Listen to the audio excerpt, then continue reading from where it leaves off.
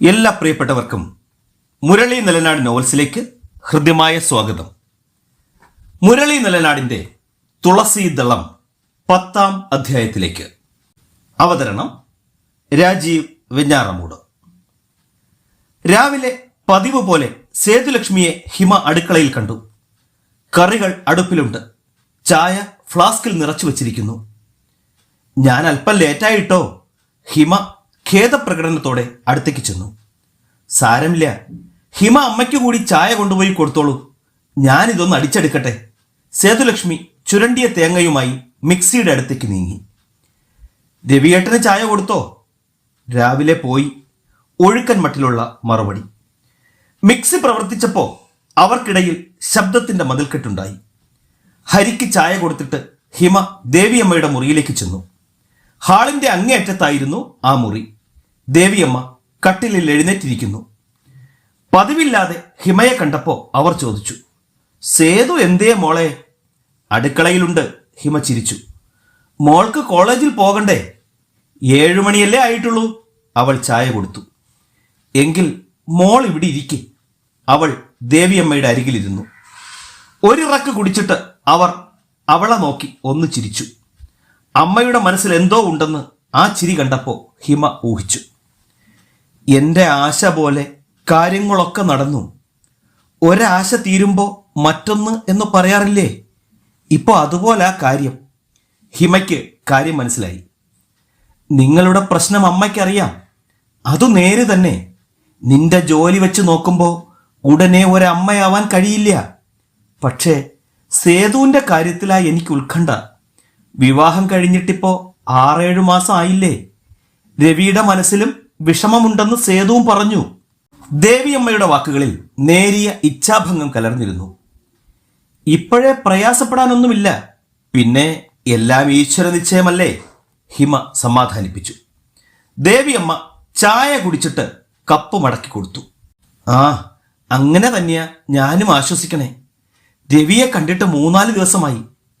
രവിയേട്ടൻ ഇപ്പൊ തിരക്കാ, രാത്രി വന്ന് രാവിലെ പോകും. ആ, മോള് ചെല്ല്. ഹിമ എഴുന്നേറ്റു. സേതുലക്ഷ്മി ഒരു പരാതിയും അമ്മയോട് പറയുന്നില്ലെന്ന് മനസ്സിലായി. അവർ പ്രശ്നമൊന്നുമില്ലാതെ കഴിയുകയാണെന്നാവും അമ്മ ധരിച്ചിരിക്കുന്നത്. കോളേജിലേക്കുള്ള യാത്രയിൽ ഹിമ ഹരിയോട് പറഞ്ഞു, പേരക്കുഞ്ഞുങ്ങളെ കാണാൻ അമ്മയ്ക്ക് കൊതിയായി. സേതുവിന് ഉണ്ണി പിറക്കാത്തതിലുള്ള ഉത്കണ്ഠ ഇന്ന് എന്നോട് സൂചിപ്പിച്ചു.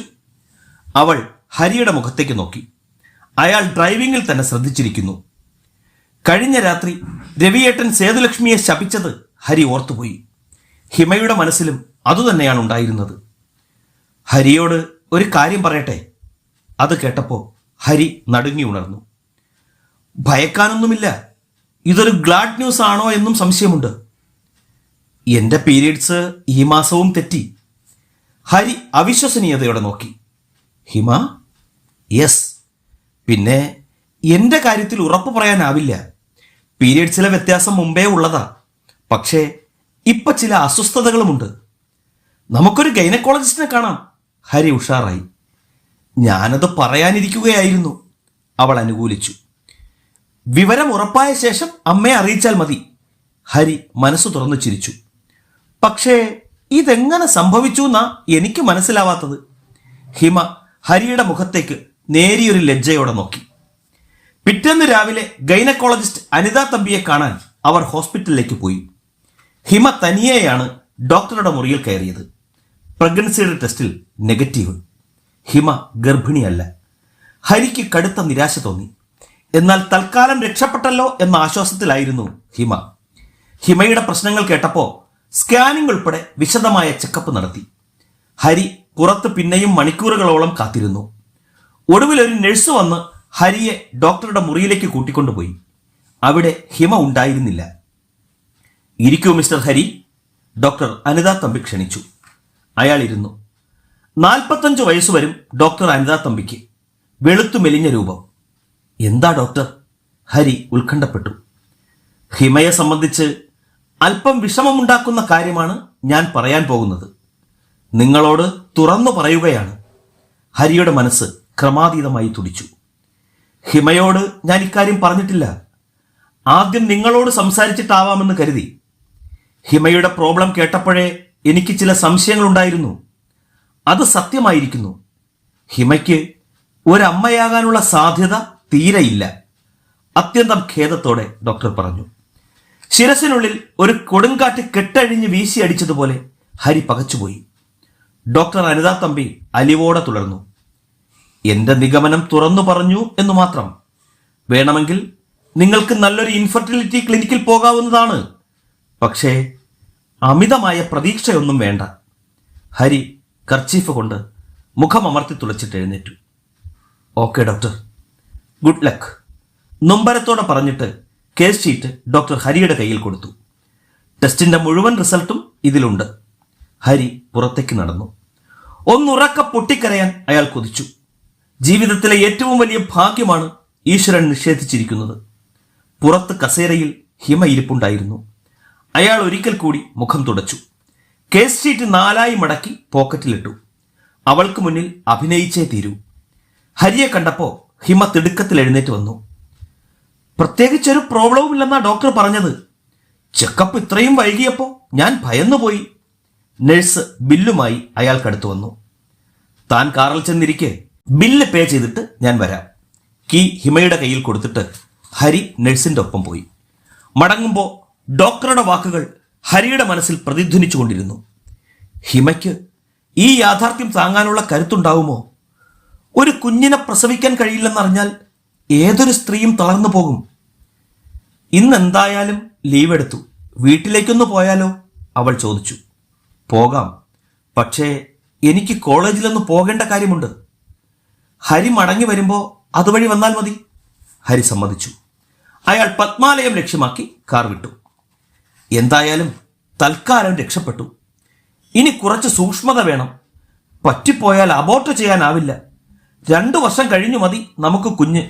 അല്ലാതെ ഹരി എന്നെ നിർബന്ധിക്കണ്ട, അവൾ ശഠിച്ചു.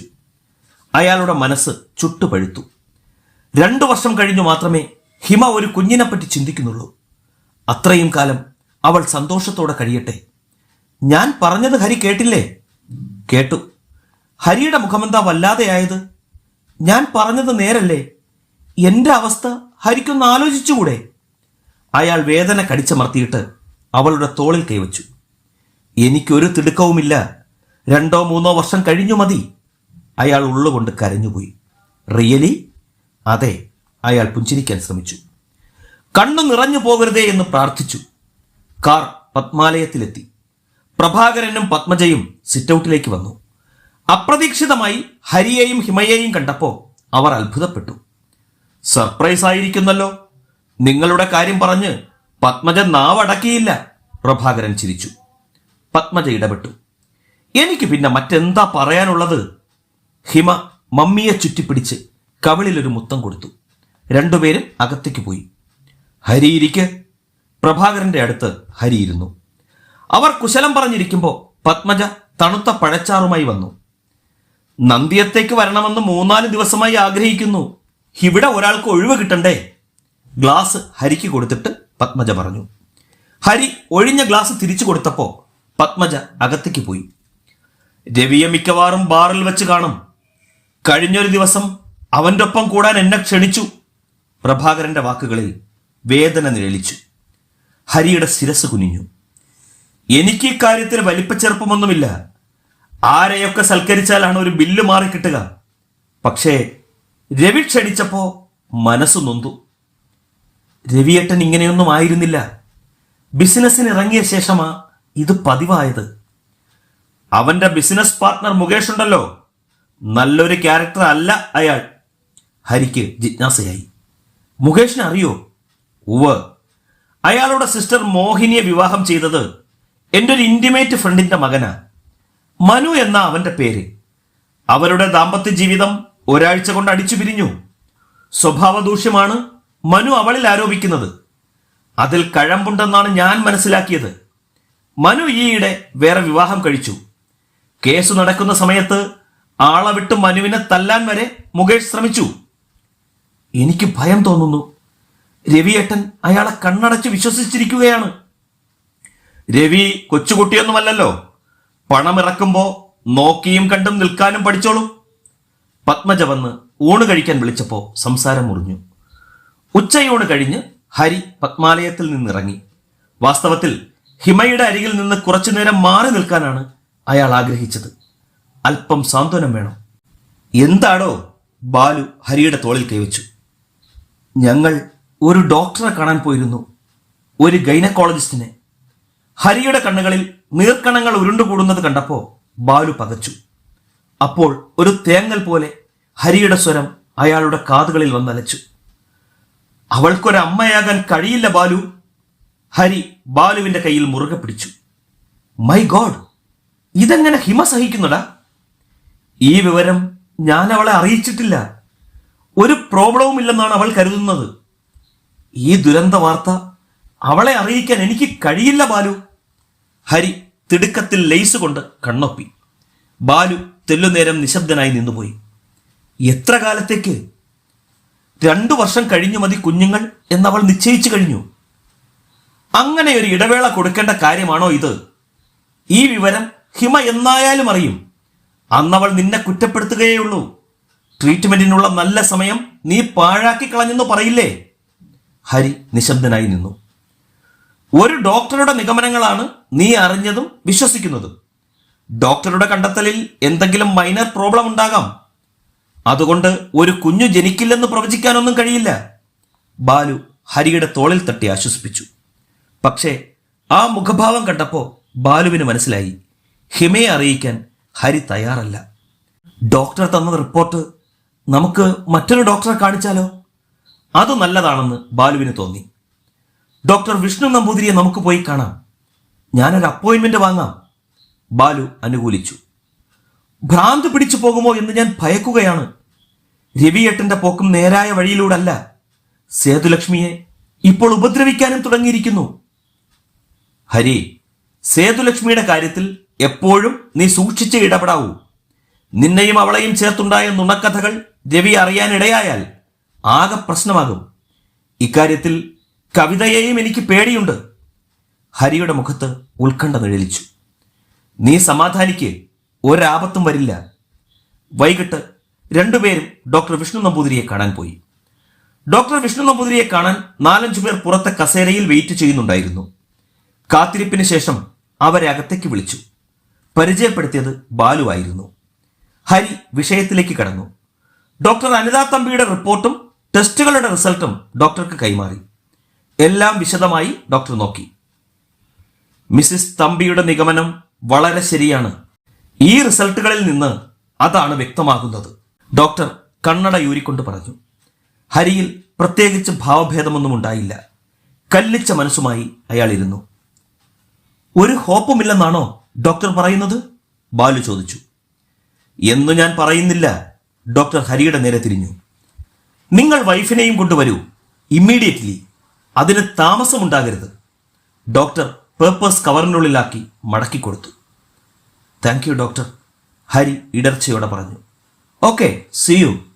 അവർ പുറത്തു വന്നു. ഹരി, ഇനിയെങ്കിലും നീ ഹിമയോട് കാര്യം പറയ്. എനിക്കൊരു പ്രതീക്ഷയുമില്ല. ഇത് ഞങ്ങളുടെ വിധിയാ. അയാൾ നിരാശനായി പിറുപിറുത്തു. റിസപ്ഷന് മുന്നിലെത്തിയ ഹരി നടുങ്ങിപ്പോയി. രവിയേട്ടൻ കാറിൽ നിന്നിറങ്ങുന്നു. ബാലുവും അത് കണ്ടു. രവി ഇൻഫെർട്ടിലിറ്റി ക്ലിനിക്കിൽ എന്തിനു വന്നു? ഹരി ബാലുവിനെയും കൊണ്ട് ഇടതുവശത്തെ കോറിഡോറിലേക്ക് മാറി. റിസപ്ഷനിൽ വന്ന രവി നേരെ പോയത് വിഷ്ണു നമ്പൂതിരിയുടെ മുറിയുടെ മുന്നിലേക്കായിരുന്നു. അവിടെ കിടന്ന കസേരയിൽ ഊഴവും കാത്ത് അയാൾ ഇരിക്കുന്നത് മരവിപ്പോടെ ഹരി കണ്ടു. രവി എന്തിനിവിടെ വന്നു? ബാലു അമ്പരപ്പോടെ ഹരിയെ നോക്കി. അറിയില്ല. മുന്നോട്ട് നടന്നുകൊണ്ട് ഹരി പറഞ്ഞു. രവിയേട്ടൻ ഡോക്ടർ വിഷ്ണു നമ്പൂതിരിയെ കാണാനാണ് വന്നതെന്ന് തീർച്ച. രവിയേട്ടൻ എന്തെങ്കിലും തകരാറുണ്ടാവുമോ? ഒരമ്മയാകാനുള്ള ഭാഗ്യം സേതുലക്ഷ്മിക്ക് ഉണ്ടാവില്ലെന്ന് ശപിച്ചത് ഹരി ഓർത്തു. അതോർത്തപ്പോ അയാൾക്ക് ഭയം തോന്നി. കാറിലിരിക്കുമ്പോൾ ബാലു ചോദിച്ചു, ഹരിയുടെ തീരുമാനത്തിൽ മാറ്റമില്ലേ? ഹിമയുടെ മനസ്സ് ഒരു കുഞ്ഞിനു വേണ്ടി ആഗ്രഹിക്കുന്നതുവരെ അവളെ ഞാൻ ഒന്നും അറിയിക്കില്ല. വാക്കുകൾ ഉറച്ചതായിരുന്നു. ബാലു പിന്നീടൊന്നും പറഞ്ഞില്ല. അയാളെ വീടിന് മുന്നിൽ ഇറക്കിയിട്ട് ഹരി നന്ദിയത്തേക്ക് വന്നു. ഹരി മടങ്ങിയെത്തിയിട്ടും പോയ കാര്യത്തെക്കുറിച്ച് ഹിമ ഒന്നും ചോദിച്ചില്ല. രാത്രി അത്താഴം കഴിച്ച ശേഷം ഹരി മുറിയിൽ വന്നു. 10 മിനിറ്റ് കഴിഞ്ഞപ്പോൾ ഹിമയുമെത്തി. അവൾ മേല് കഴുകാനായി ബാത്റൂമിലേക്ക് തിരിഞ്ഞപ്പോ മുറ്റത്ത് കാറിന്റെ ഇരമ്പം കേട്ടു. ഹരി പൂമുഖത്തെത്തുമ്പോ കുട്ടിമാമൻ കസേരയിൽ ഇരിപ്പുണ്ട്. കാറിൽ നിന്നിറങ്ങി രവി നടന്നെടുക്കുമ്പോ ഹരി മുന്നോട്ട് ചെന്നു. രവിയേട്ടൻ ഇപ്പോ ഈ വീടിനെക്കുറിച്ചൊരു ബോധവുമില്ലാതെയായിരിക്കുന്നു. ഹരി നൊമ്പരപ്പെട്ടു. ഞാൻ ഈ വീട്ടിൽ ആരാ? മദ്യത്തിന്റെ ഗന്ധം ഹരിയുടെ മുഖത്തടിച്ചു. രവിയുടെ സ്വരം ഉയർന്നു. മടങ്ങി വന്ന ശേഷം സ്വസ്ഥത എന്തെന്ന് ഞാൻ അറിഞ്ഞിട്ടില്ല. ഈ ഭൂമിയിൽ ഏതെങ്കിലും ഒരു പുരുഷൻ എന്റെ വിധി ഉണ്ടായിട്ടുണ്ടോ? എന്നിട്ടും ഞാൻ ഈ വീട്ടിൽ കയറി വരുന്നില്ലേ? അയാൾ കൈപ്പോടെ മുഖം തിരിച്ചു. സമ്പത്ത് മാത്രമാണോ രവിയേട്ട മനുഷ്യന്റെ അളവുകോൽ? രവി വീണ്ടും ക്ഷുഭിതനായി. ഞാനൊന്ന് ചോദിക്കട്ടെ, സേതുവിന്റെ ജാതകം നിനക്കായിട്ട് ആദ്യം നോക്കിയെന്നാണല്ലോ കേട്ടത്. അമ്മ കാണിച്ച ഈ ചതി നിന്നോടായിരുന്നെങ്കിൽ നീ ക്ഷമിക്കുമായിരുന്നോ? ടവൽ ചുറ്റി മുറിയിലേക്ക് കയറി വന്ന ഹിമയുടെ ചെവിയിൽ രവിയുടെ വാക്കുകൾ വന്നലച്ചു. അവൾ നടുക്കത്തോടെ നിന്നുപോയി. കരുണനെപ്പറ്റി അമ്മയ്ക്കും കുട്ടിമാമനും അറിവുണ്ടായിരുന്നു. എന്നിട്ട് അവരത് മറച്ചുവെച്ചു. നിശബ്ദനായിരുന്ന രാമൻകുട്ടി എഴുന്നേറ്റ് യാചനയോടെ രവിയെ നോക്കി. പിഷാരത്ത് കാലുകുത്താൻ അവനെ പിഷാരടെ അനുവദിച്ചിരുന്നില്ല. അവൻ നിന്നോട് പറഞ്ഞതൊക്കെ നുണകളാ മോനെ. അറിഞ്ഞുകൊണ്ട് ഞങ്ങൾ നിന്നെ ചതിക്കോ? ചതിച്ചില്ല പോലും. രവിയുടെ പരിഹാസമേറ്റ് രാമൻകുട്ടിയുടെ ശിരസ് കുനിഞ്ഞു. ഹരി അടുത്തു ചെന്ന് രവിയുടെ ചുമലിൽ പിടിച്ചു. രവിയേട്ടൻ, സേതുലക്ഷ്മിയുടെ നിസ്സഹായത ഒന്ന് ഓർത്തു നോക്ക്. നമ്മുടെ അമ്മയും അവളുടെ അച്ഛനും ചേർന്ന് അവൾക്കൊരു മുൾക്കിരീടം കൊടുത്തു. സത്യം രവിയേട്ടനോട് തുറന്നു പറഞ്ഞാൽ അമ്മ ഉൾപ്പെടെയുള്ളവർ പ്രതിക്കൂട്ടിൽ വരും. അവൾക്ക് ശബ്ദിക്കാനാവുമോ? രവിയേട്ടൻ ആദ്യം ക്ഷമിക്കേണ്ടിയിരുന്നത് സേതുവിനോടായിരുന്നു. രവിയുടെ മുഖത്തെ മാറ്റം കണ്ടറിഞ്ഞപ്പോ ഹരിക്ക് സന്തോഷമായി. രവിയേട്ടൻ ഇനിയും കുടിച്ചു നശിക്കരുത്. ഈ കുടുംബത്തിന്റെ ആണിക്കല്ല രവിയേട്ടൻ, അത് മറക്കരുത്. പറയുമ്പോ ഹരിയുടെ ഒച്ച അടഞ്ഞുപോയി. രവിയുടെ സിരകളിൽ ലഹരി കെട്ടടങ്ങി. അയാൾ മുറിയിലേക്ക് നടന്നു. അല്പം മുമ്പേ ഇത് വേണമായിരുന്നു മോനെ, തെല്ലാശ്വാസത്തോടെ രാമൻകുട്ടി പറഞ്ഞു. അത് ശരിയാണെന്ന് ഹരിക്കും തോന്നി. രവിയുടെ മുറിയിൽ നിന്ന് പിന്നീട് ഒച്ചയോ ബഹളമോ ഒന്നും കേട്ടില്ല. ഹരി സ്വന്തം മുറിയിലേക്ക് കയറി. അയാളുടെ കാലച്ച് കേട്ടപ്പോ ആ നിമിഷം മുറിയിലേക്ക് കയറി വന്നതായി ഹിമ ഭാവിച്ചു. ആശ്വാസത്തോടെ വാതിലടച്ച ശേഷം ഹരി കട്ടിലിൽ ചെന്നിരുന്നു. ഹിമ ലോലമായ ഒരു നൈറ്റ് ധരിച്ചു. തലയ്ക്ക് മുകളിൽ ഉയർത്തിക്കെട്ടിവെച്ച മുടി അഴിച്ചിട്ടു. സങ്കടവും അമർഷവും കൊണ്ട് അവളുടെ മനസ്സ് വിങ്ങുന്നുണ്ടായിരുന്നു. താൻ എന്തൊക്കെ പറഞ്ഞിട്ടും അലിയാത്ത മനസ്സാണ് ഹരിയുടേത്. ആ ഒഴിഞ്ഞുമാറൽ എന്തിനാണെന്ന് ഇപ്പോൾ വ്യക്തമാകുന്നു. ഹരിയുടെയും സേതുവിന്റെയും ജാതകങ്ങൾ ഒത്തുനോക്കിയത്രേ. ഹരി പതിയെ കിടക്കയിലേക്ക് ചാഞ്ഞു. കണ്ണുകൾ അടച്ചു കിടന്നു. ലൈറ്റ് ഓഫാക്കിയിട്ട് ഹിമയും കട്ടിലിൽ വന്ന് കിടന്നു. അയാളെ സ്പർശിക്കാത്ത വിധം അകലം അവൾ പാലിച്ചു.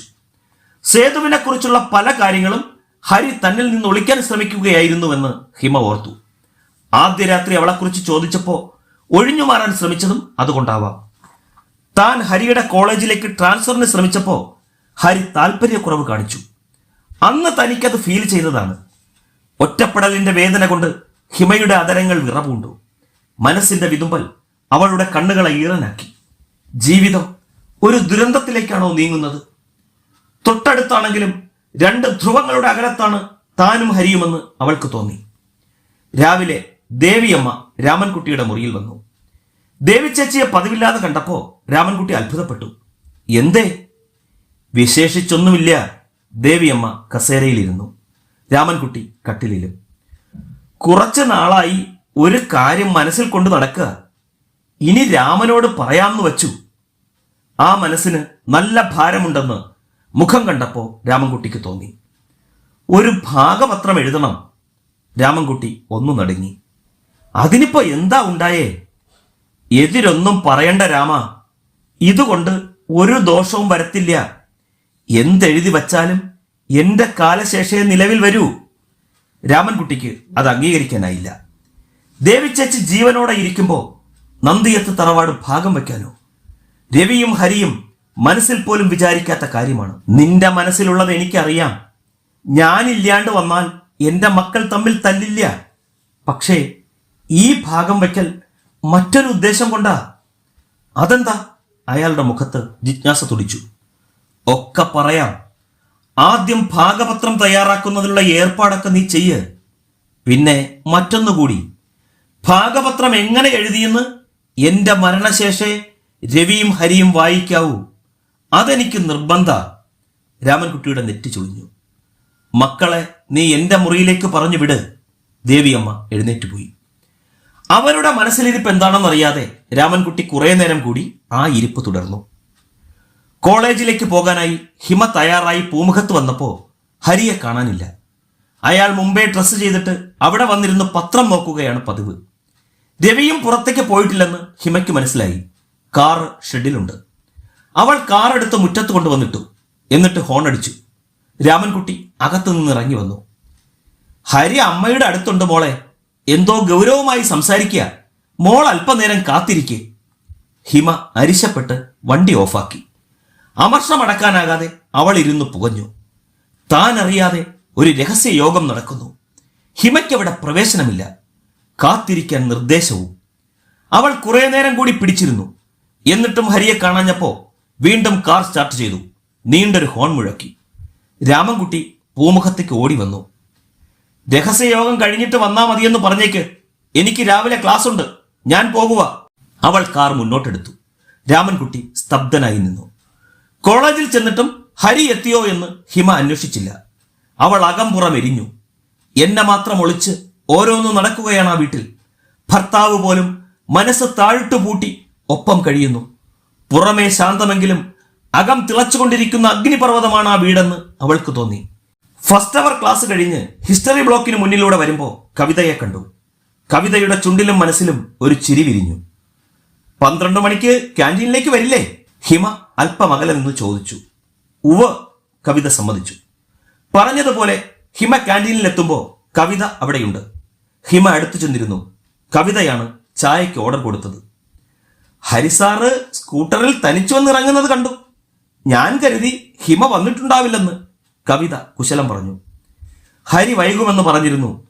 രാവിലെ ക്ലാസ് ഉള്ളതുകൊണ്ട് ഞാനിങ്ങ് പോന്നു. ഹിമ ചിരിച്ചു.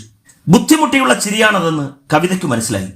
കുറച്ചു നേരത്തേക്ക് മൗനം കനത്തു. സംസാരിച്ചു തുടങ്ങാൻ വേണ്ടി കാത്തിരിക്കുകയായിരുന്നു രണ്ടാളും. ചായ മേശപ്പുറത്ത് വന്നപ്പോ ഹിമ ഗ്ലാസ് കയ്യിലെടുത്തു. ഒരിറക്ക് കഴിച്ചിട്ട് താഴെ വച്ചു. കഴിഞ്ഞ ദിവസം നമ്മൾ സേതുലക്ഷ്മിയെക്കുറിച്ച് സംസാരിച്ചിരുന്നു. കവിത എന്തോ പറയാൻ തുനിഞ്ഞപ്പോഴാണ് ആ പ്രൊഫസർ വന്നത്. ഹിമ തുടക്കമിട്ടു.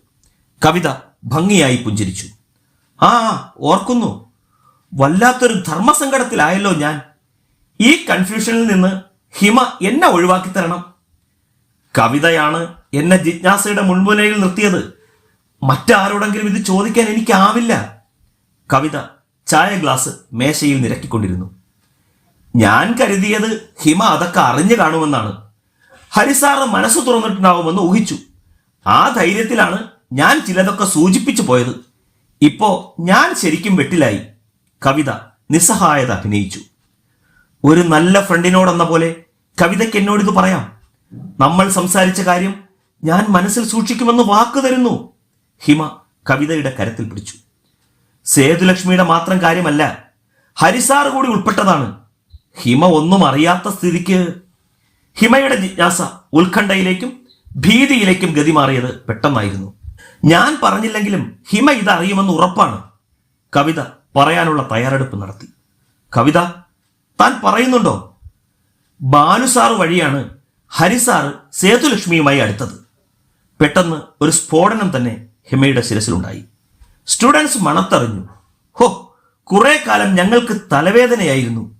ചുവരിലും മതിലിലും എന്ന് വേണ്ട, ക്ലാസ് റൂം വരെ രണ്ടുപേരെയും ചേർത്ത എരിവുള്ള കഥകൾ.